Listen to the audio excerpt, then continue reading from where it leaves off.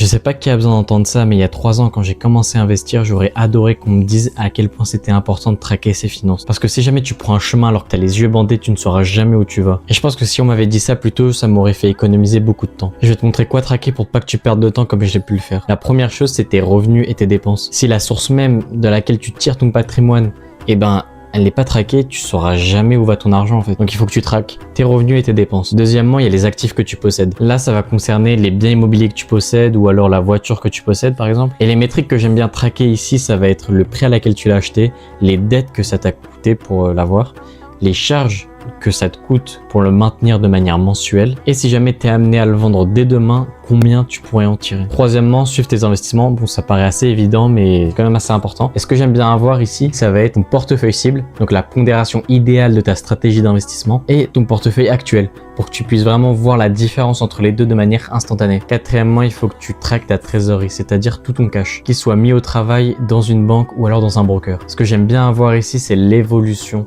de ton cash, de ton niveau de trésorerie et également la répartition globale sur combien de comptes. N'hésite surtout pas à t'abonner pour ne pas manquer le jour 4.